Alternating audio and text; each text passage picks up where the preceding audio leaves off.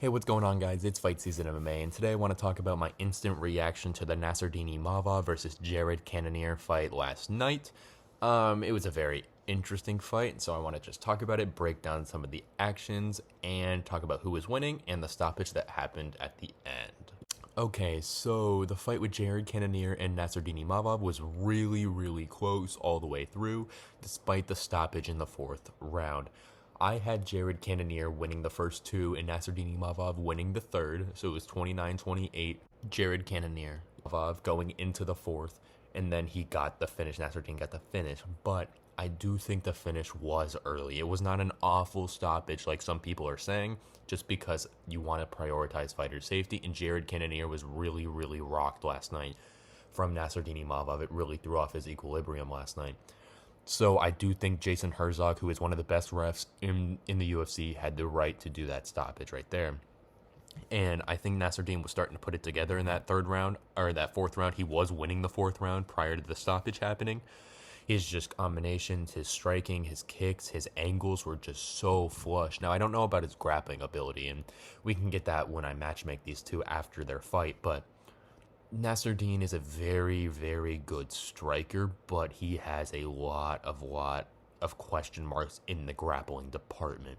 Because you look at someone like Roman Dolidze, who really wasn't able to take him down, and Jared Cannonier, who did take him down, but he's a striker, and then Sean Strickland, who didn't take him down, and Chris Curtis, who wasn't going to take him down. So there's just a lot of question marks in his grappling game that need to be exposed prior to him going up and fighting someone like a Robert Whittaker or a Sean Strickland again, or a Dricus du Plessis.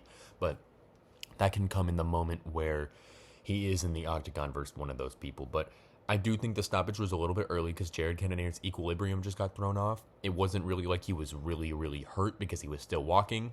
Jason Herzog had the right to stop that, and it wasn't a bad stoppage.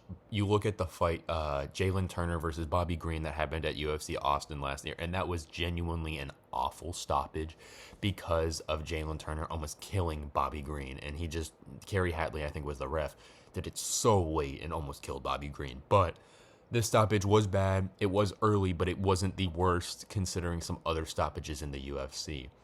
But yeah, Cannonier was really doing good in the first round with that jab. He was really hurting Nasruddin Imavov with his power, but Nasruddin stayed in there for the long run, switching up angles with his strikes, doing elbows, going in the clinch. But Jared was controlling really the fight up until the middle of the third round, where then Nasruddin took over.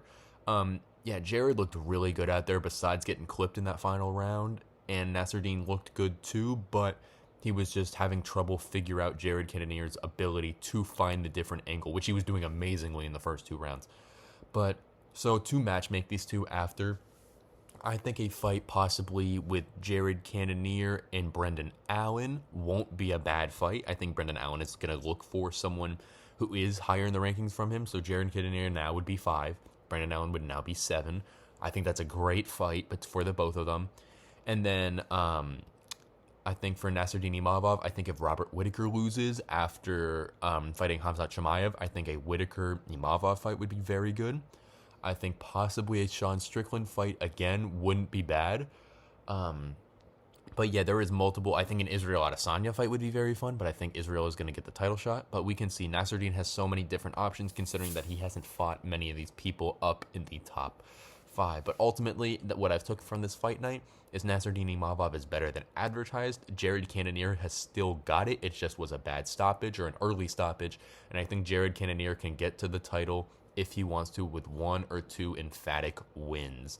I will talk to you guys soon. Thank you guys so much for watching this video. Please leave a like, subscribe, and comment down below. What did you think about UFC Fight Night in Louisville? What do you think Jared Cannonier and Nasruddin Imavov should do next? And I will see you guys soon.